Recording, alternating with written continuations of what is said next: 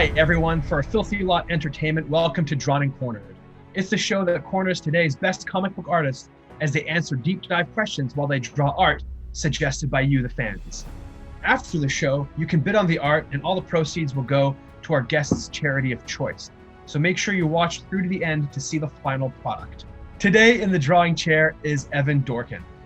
He's been working in comics for over 30 years, and his work includes the brilliantly violent Milk and Cheese, the acclaimed anthology Dork, and his most recent work writing Beasts of Burden for Dark Horse, among many other impressive books that run the gamut from fiercely independent and personal works to mainstream characters like Superman. Evan, thanks for joining us. Hi, Nora. Thanks for having me. I'm sorry, I'm looking up reference for the drawing. How are you? I'm good, thank you. How are you? Oh, I'm living a dream. Living the dream. What are your, can you tell our viewers what it is that you're going to draw for us today and what charity this is going to benefit?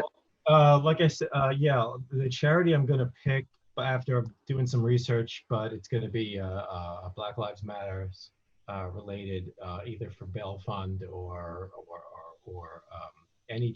Basically, I'm going to try to find a charity that's legit and that's. I mean, my wife and I have donated some stuff, but some of the charities are overwhelmed and they're redirecting money. There's a million places that need something. So I didn't realize that I had to pick the charity beforehand, but we'll obviously make it clear who it's going. It's not going to be going to Black Lives Matters care of Evan Dorkin's comic book fund or any, anything like that. But yeah, that's probably where it's going to go to. I mean, every little bit I hope helps, and it's the least that people like us can do. What I'm drawing is going to be a mix of what people ask, because I ended up getting many more suggestions than I expected on my social media and my Instagram and my Twitter. Most of them were unusable because they would take me along multiple characters or lots of fighting or Milk and Cheese hitting the entire American administration, which I'm good for, but that's a big piece. So because I got multiple requests for the Eltingville Club, I thought that I could combine the Eltingville Club cosplaying as some of the other characters people asked about, because I thought that would be fun to look at, maybe, if not to draw. But and it might, maybe make a few more bucks, or just be, funny because it'll be like 5 people's suggestions. So I'm going to take the characters cosplay in one of the comics. So the costumes don't have to be perfect because these guys are absolute slob. That make the worst costumes on earth. I think one of them almost suffocated when he was combo spawn. He ended up doing all the spawns that he could. I did that for Wizard. So I'm going to do, Josh will be Hellboy, and I'm figuring out from my list, depending on whether I think I can draw them or not, who to put the other 3 Eltingville Club member characters in. I got Spider-Man, Ghost Rider, Judge Dredd's. I'm not good with Judge Dredd. He's got a lot. Yeah, but he's got a lot. Like, I'm not John McCrae or any of those guys who can bang out 2000 ADs and stuff. But I'll put it together. But I'm going to start with the Hellboy, lay him in, and then put the other characters down. And I doubt I'll finish it because of the number of characters and the reference. But I will complete it, and I'll send you an image. Now, Evan, I wanted to ask you, from Milk and Cheese to Beast of Burden, anthropomorphization is something that you embrace in your work, and there's a long history of it in comics. What is it about this device that appeals to you, and why do you think it's so particularly suited to comics? I have absolutely no idea. I mean, you got this. Well, first of all, the Beast of Burden characters really aren't anthropomorphized. God, I hate that word. I know. Right? They are actual animals that speak, because the contrivances, like Watership Down or Richard Adams stuff, or I don't know, Milo and Otis and all that stuff. But the animals, we're basically getting to look inside their culture, their world. The viewer is in an omniscient position to understand what the animals are saying. But people in the stories can't. I mean, they're actually, all the animals in the stories for Beasts of Burden are just more or less regular cats and dogs, except for the ones that have like the wise dogs or any of the rat shaman or some of the witch cat familiars, where you start using the tropes of old fantasy stories and horror stories. Milk and Cheese, I was drunk when I drew them. Makes sense. I would have to say that maybe anthropomorphizing things is because people are drunks. All right. You know, maybe that's why everybody, but I mean, people like to draw, love to put human characteristics on objects. I mean, SpongeBob, I mean, I'm trying to pull stuff out that, you know, it's just a fun, jerky thing to do that people do. I don't know what I have no idea what the social or psychological background on that would be, from either an academic or even just a goofy cartoon thing. It's fun to put arms and legs on things. Now, in the past, you've actually turned down several offers to turn Milk and Cheese into an animated series or a movie, feeling that the characters just wouldn't translate well to either the small or the large screen. Is it the alcoholism and violence which makes it difficult, or are there other reasons? It was no, that was well, first of all, most of the offers came in the 90s when Milk and Cheese was, you know, hot, which Mm-hmm. really more like lukewarm when you're talking about independent comics in the 90s. I did get a lot of offers and some from some really credible places, that, you know, Real Production or Mike Judge's people called me. Nelvana. Nelvana was the best because they wanted to make a kids show, Oh. and they wanted Milk and Cheese to be puppets that would introduce the segments. And I told the woman on the phone, I said, "You do know they're alcoholics, don't you?" There was this great pause because I realized she had no idea. It wasn't her fault, but the stuff just gets thrown on desks and people go, "Look, cute characters, let's license them." They, you know, they saw that there were people talking about them in circles. Mm-hmm. Right now, there's a lot of, actually, lately I've been getting offers on some of my books. I think a lot of people are, because of the pandemic shutdown. Everybody's reading all the comics that they've been collecting for their bosses, throwing on their desks for acquisitions.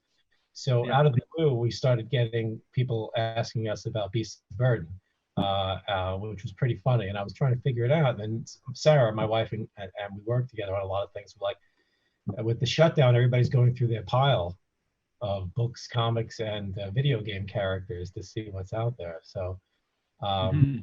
there's more product. I mean, everybody's got a streaming channel now. You know, it's like they need content. But yeah, the thing about Milk and Cheese was that if you think about in the 90s, there really wasn't a good place. If I wanted to control the way that the characters looked and the way that they were presented, there was the only place I could see it being done was like MTV interstitials or a Mm-hmm. fiction festival. There was no streaming services. There was no Twitch, TikTok. There was no short form animation delivery. Uh, you know, you couldn't monetize it. Now you can put them on YouTube. You could, I mean, I'm not very good with technology, but there's places where you could make a 30-second to 1-minute cartoon. We had one company who were like, well, they wanted to make a movie. It was a legitimate production company with credits. They wanted to make a movie of Milk and Cheese where they'd have heat with their neighbor. You know, you know, and it's like the neighbor could be played by a Chris Farley type. You know, that kind of. And I'm sitting there going, the movie would be over in 2 minutes. They'd you know, whack his head off and decorate his lawn with beer bottles and burn his house down. I mean, the characters are not story based. You Yeah. know, search and destroy. It's like saying, you know, we want to hear a 40-minute Ramones song. Well, you know, whether it's writing on Space Ghost, Coast to Coast, or Superman comics, you have an impressively eclectic list of credits to your name, as you have mentioned just before. Do you have a standout favorite that you worked on? Well, Space Ghost was great. Space Ghost was an amazing situation. We got the job because of Milk and Cheese, and it was so weird to get called up out of the blue for that. What was great about Space Ghost was that they let the writers have their heads. They really let the creative people do what they wanted. Greetings, I'm Space Ghost. Spaceman. Space Ghost. You were a spaceman who died and became a space I've always ghost. been dead, Conan. No one can always be dead, Space Ghost. I was dead long before you were born, Conan. You turn in a script and they almost change nothing, and then they would be improvising and from the actors, the voice actors, and then you'd end up with this just pretty wild, fun 11 to when we had a script that went over, they just made an 18-minute episode.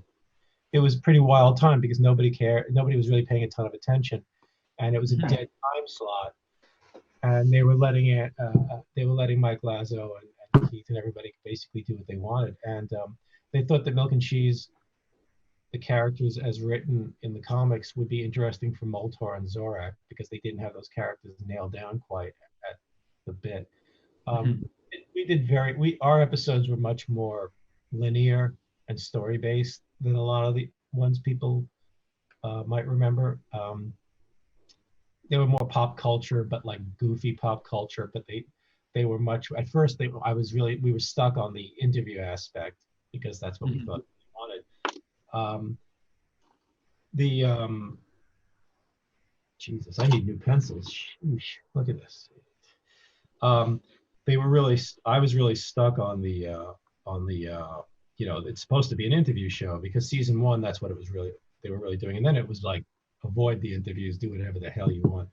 So that was a great experience. Eltingville was amazing because whatever's on the screen is because of us. They let us hire Chuck Sheets, and we got to hire the Aquabats to do But I think that my favorite television experience was working on Yo Gabba Gabba with Sarah.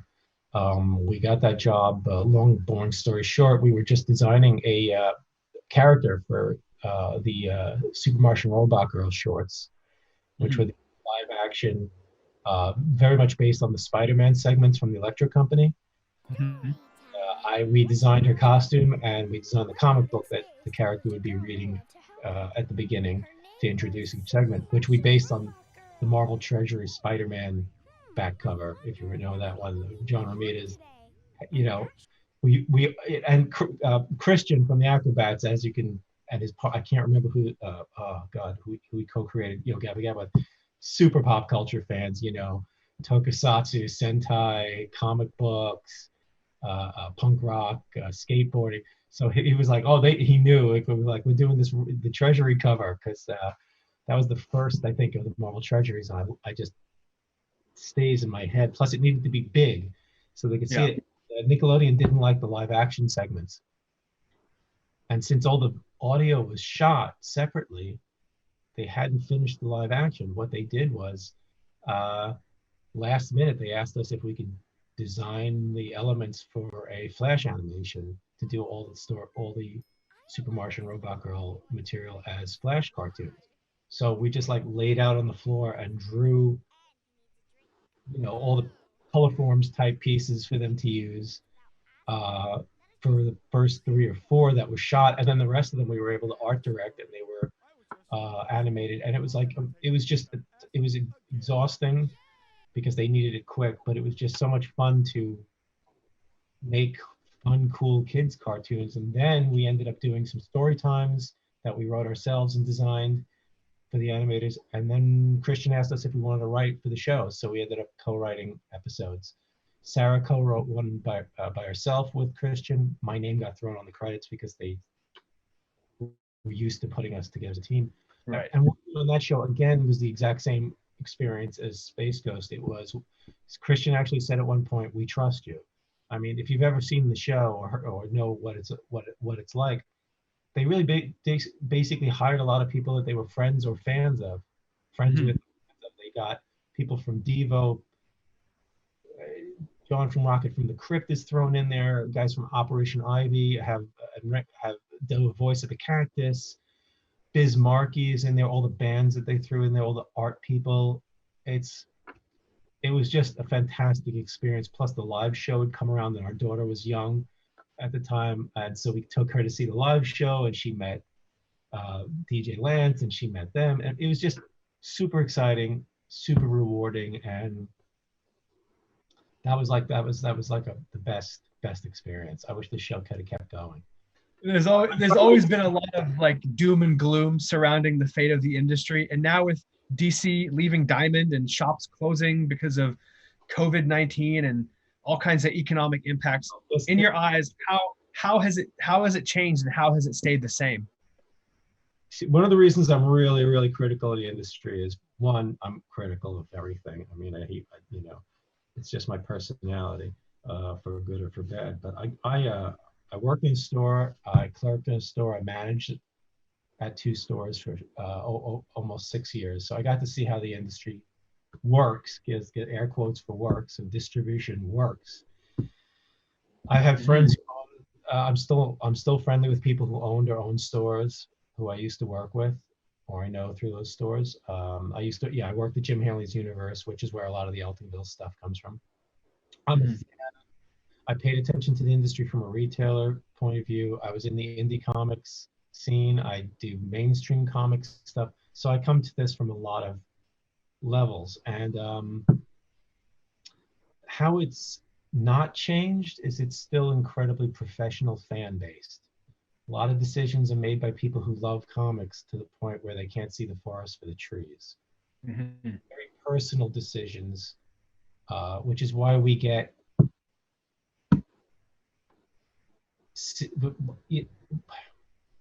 it's really hard to pinpoint a lot of things, but a lot of the reasons that you see comic books that are not on the stands or are on the stands are not for like normal reasons. Comics business is a very immature version of publishing and entertainment industries. Fewer people run everything. Now, this has changed because there's a more democratic, more spread out thing now. You can be somebody like who does only things on Kickstarter. You can be like Iron Circus Comics, which is just kicking ass and is not touching normal distribution means. Sure. You can be doing a web comic and monetizing that through your Patreon. I came in a little too late to do. I mean, if I came in now, I'd be doing Dork as a web comic. If I came in the last 15 years, and I'd be collecting that. Maybe you can put your comics up on Gumroad, sell some mugs, some T-shirts. It might not be great, but a lot of people are doing well. Having that base, okay, they've got a couple of hundred or a couple of thousand people who are regularly supporting them. I have a Patreon now. It's really saving my ass because there are more people than ever trying to get fewer jobs on the mainstream characters. And I have a love for all that stuff that's behind you on those shelves, but I don't have a mad desire to do any of that stuff. I love doing it and I do it to the best I can, but I'm not socializing with editors for the purpose of getting into my position to do my dream Joker story that I've had since I'm 12, or that I must be the Spider-Man writer, or I have got this amazing Dr. Doom angle that I have to. Because I've told people at colleges and art schools, if you can't get into Marvel and DC, you can't make that story. Those characters are owned. You're trying to get a very small bullseye as a career. All you're looking at is to do Spider-Man. You can be the biggest thing on Spider-Man. You will be gone in 20 years. That hasn't changed. But at least you can jump to bringing your fans over with you and doing your own projects. Plus, selling art has become insane. Selling merch has become insane. There is always the dream of being financially taken care of by something being licensed. We had built Beast and Burden. Option of Beast of Burden was going to be made as a film by Real Effects. That didn't happen because 99.9% of that doesn't happen. But you get some of that money, you fix your garage if you're lucky, or something like that. Where it hasn't changed is clearly in the too many shitty men making decisions and doing shitty things.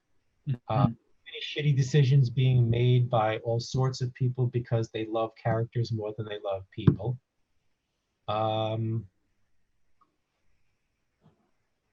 an inability. We're talking about the mainstream, the direct market right now, really, because it's not as fluid as everything else. I mean, if Spike Trotman wants to go off and make her own books and Kickstarter and you know, successfully kickstart dozens of projects and start careers and literally have nothing to do with Diamond, or as little as possible, then that's also part of our market, which is never discussed by people talking about Diamond.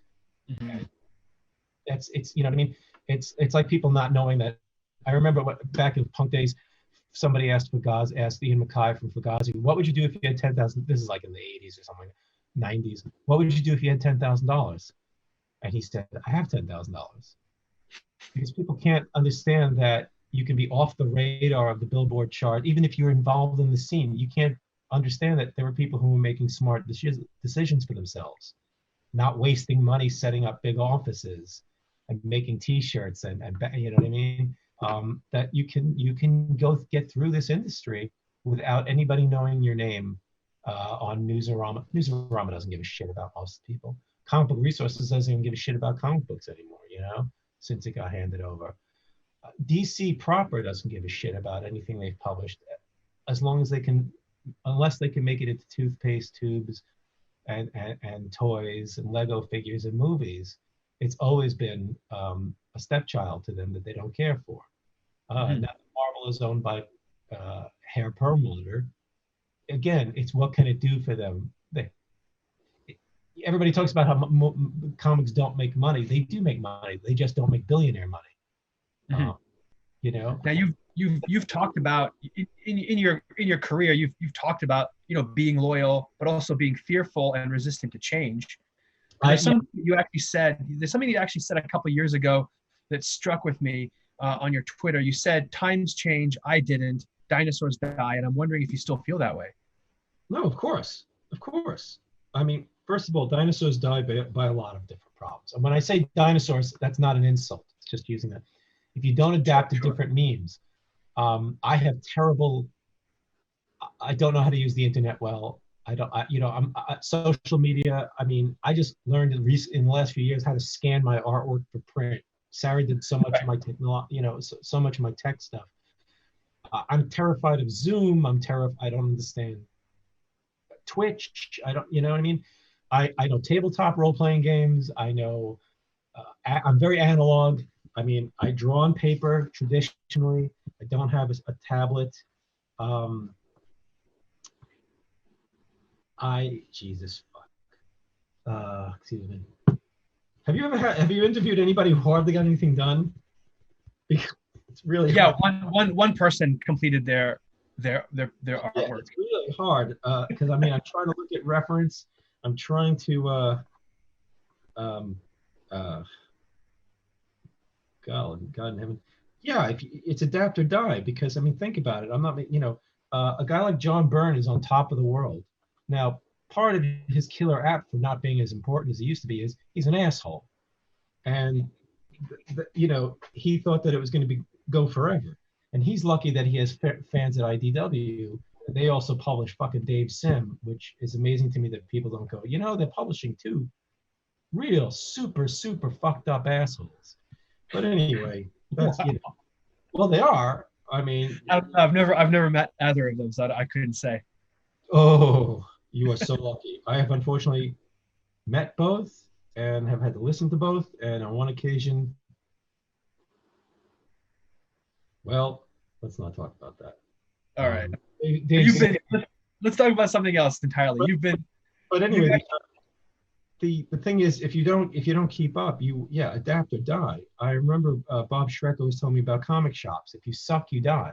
And the same thing. This is a business. This is a profession.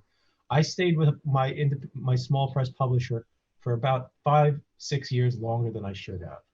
It really hampered my ability to move on and do other things. But I was loyal, and I was afraid to move outside of where I was comfortable. Right. I should have been working with Dark Horse. I already had a relationship with them since 1991. I should have jumped, but I didn't want to hurt Dan's feelings. I was worried about, would I be able to sustain myself at Dark Horse? It turned out to be the best move Dark Horse is now my first home for publishing. I do stuff with other people, but they've been very, very good to me. The editors have been good to work with. I like the people there. I don't agree with every decision. I have actually had conversations with some people there about things that I wish they did differently, but I'm a small fish. But at least they let me blow off some steam and say, you know what I mean? You can't do that at Marvel. They just tell you to, you know. I remember we had when I was working for Mad, an early meeting where I brought up they said, oh, we're not going to be, they had a writer's meeting, and I couldn't sell any writer's work for them. I did a lot of artwork for them. And they said that we're getting into Walmart. And everybody was like, yeah, cool. Mad was a cool group of people that wanted to keep their magazine going while things were changing, you know? And I said, so does that mean that I guess we can't make fun of Walmart in the comic, right? Right. And place goes real quiet, and there's real kind of no answer, and then they just moved on. I'm not a shit stirrer, but I do, I guess, jiggle the shit a little bit sometimes because I have honest questions. I'm like, serious, okay, but Mad's all about, making fun of this stuff and not buying into this stuff. But now that we have ad money, does that mean that they just bought off jokes? Right. Maybe I should have kept my mouth shut, but that's the way it usually works when you're working for companies. When you work for yourself, you don't have to care about anything. But the biggest problem with the mainstream is that the biggest problem with the direct market is it refuses to acknowledge, I'm back on the question, that the best-selling comics were Mad, Simpsons,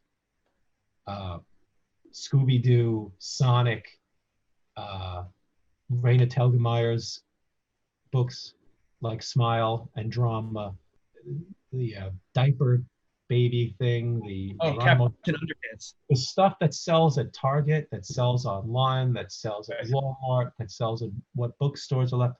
Nobody ever wanted to talk about that. Everybody would crow about all the best-selling comics because Jim Lee would do some stunt and there'd be 1 million sold comics. But Mad was selling 250 to 300,000 a month still.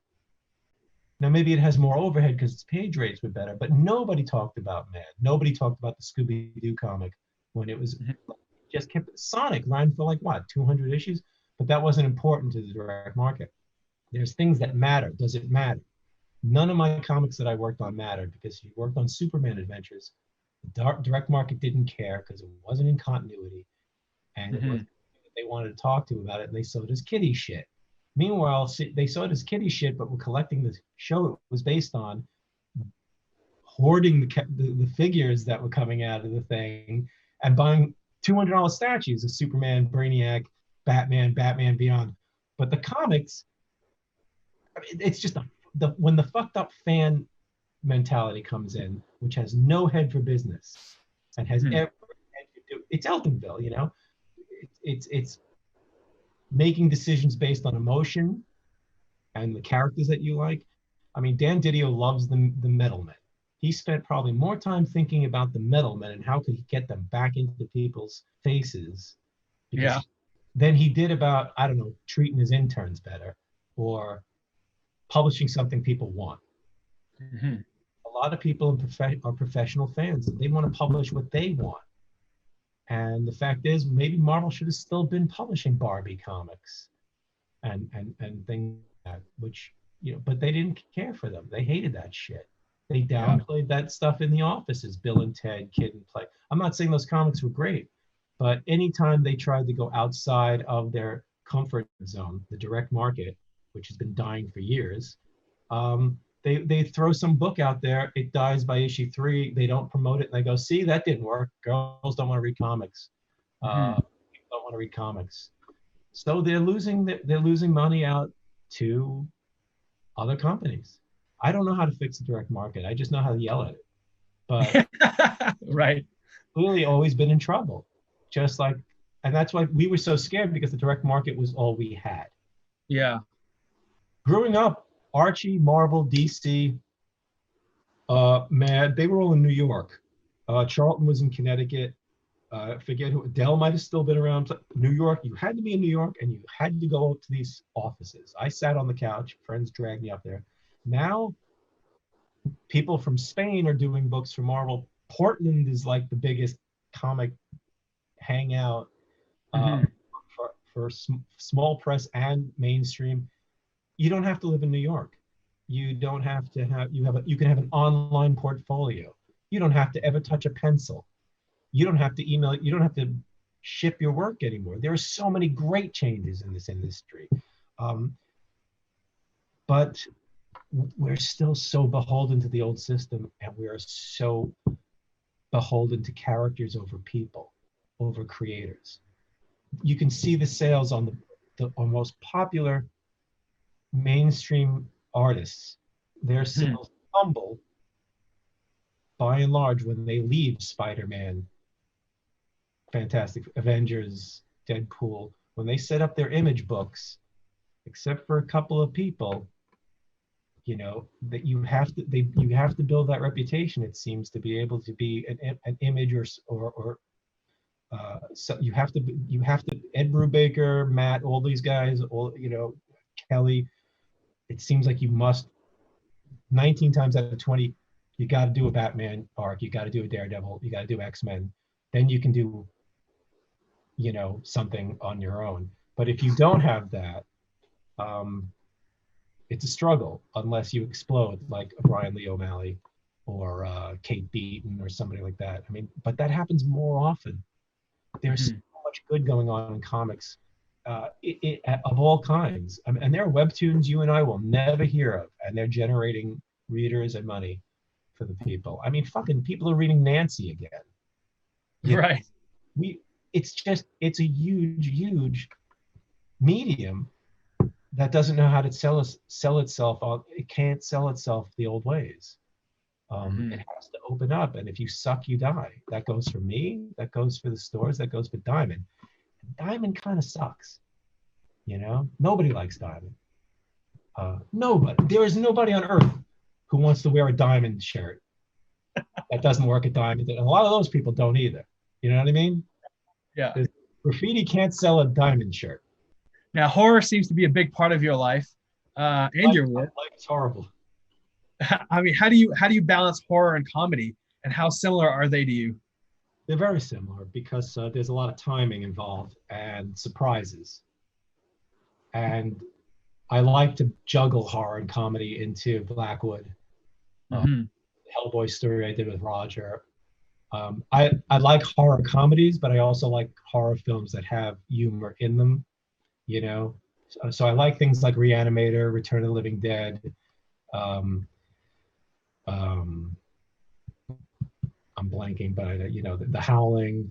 But there's funny moments in films like Carpenter's The Thing, which is not a funny movie, but there's some good laughs in there. That's one of my favorite movies of all time. Terrific! It's absolutely terrific. We when my friend and I do a horror podcast because we're white, old, and have time on our hands. And Right. We talked about all the Carpenter's films, and The Thing, we just were kind of like, it's terrific. There's not much I would change. Right. Yeah. It's a great, it's just a fucking great ride. I saw that in the theater. I'm old, so I mean, I was terrified.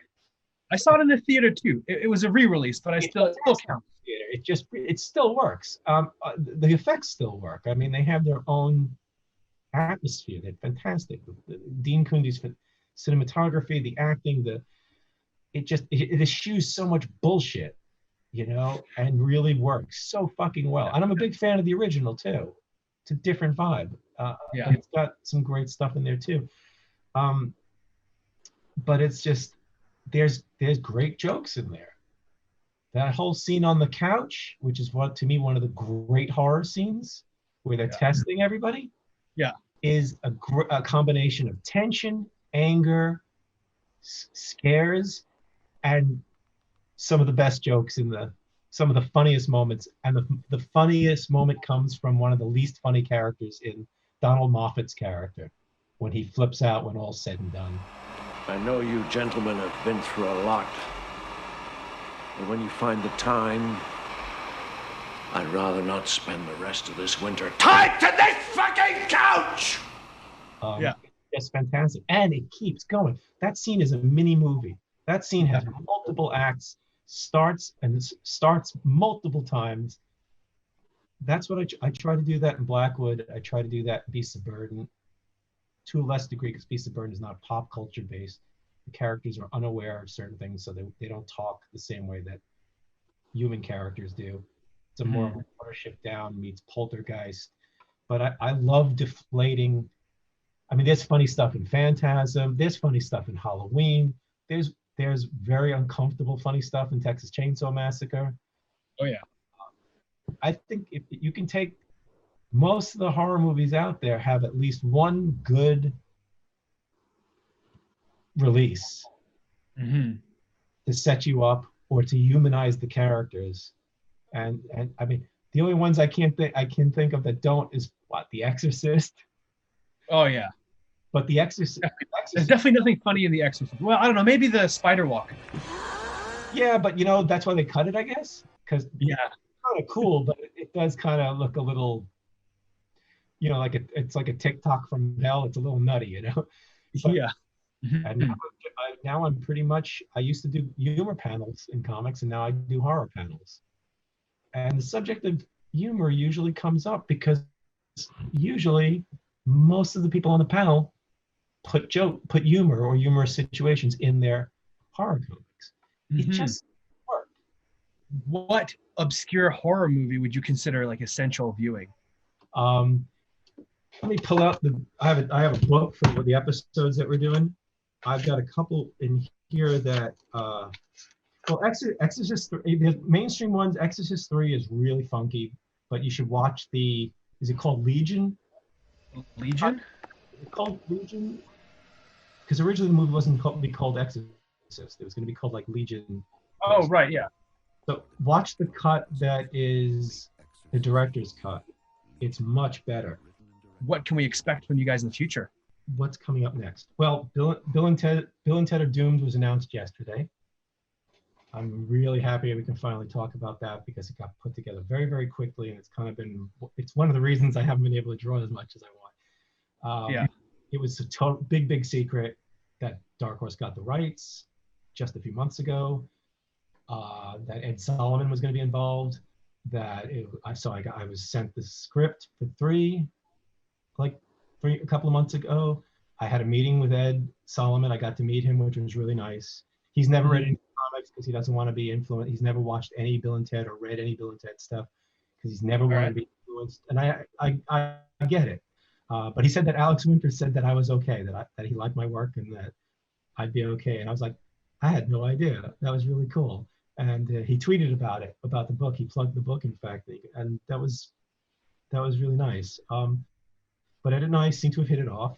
He was going to have more input, but I think he's working on many movies.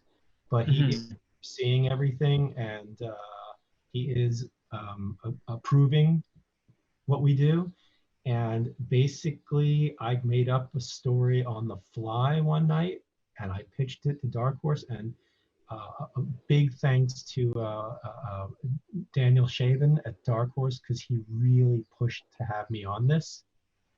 And I was kind of like not sure if I could do it. I always get nervous and say, I don't know. And then I'm like, I get no idea. And I had almost done a Bill and Ted book, like I said, for Boom. And I couldn't use any of that story except one bit because that was going to be a sequel to my Marvel run. And this was going to be canon. It might not still be, but this was supposed to be official. Like, this is an adventure that really does happen 5 years after Bogus Journey. Right. And sets up some of the things that happened in the third script. So it's just a side quest, if you know what I mean. Nothing, you don't have to read it to understand the third movie. And the third movie doesn't come on from anything in it. But I'm filling in some gaps and things, like what happens to some characters that didn't make it into the movie, and how exactly, because this is already in the trailer, how exactly do Bill and Ted kind of mess up their career to the point where they played to the Grand Canyon and then end up playing like to 25 people in a bingo hall. Yeah. In 2020. So we're going to be showing an event that happens in 2000, and Death is in it. Stations are in it. The robots are in it. Awesome. The girls, the princesses. I'm having a lot of fun with it. Roger Langridge is one of my favorite cartoonists. It's going into some really weird places. There's not a lot of time travel, although we do see the future and we do see Rufus. I try to touch on a little bit of everything.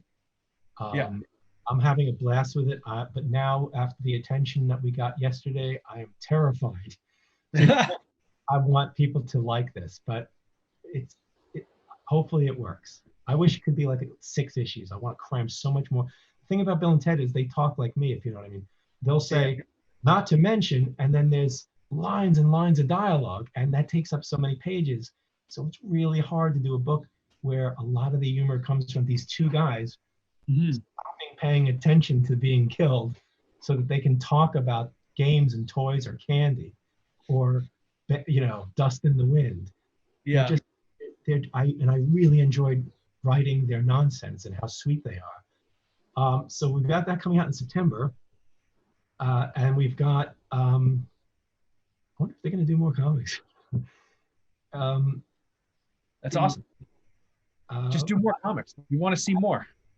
I would. Blackwood 3 just came out of the second Blackwood miniseries. It's finished. It got held up from the pandemic.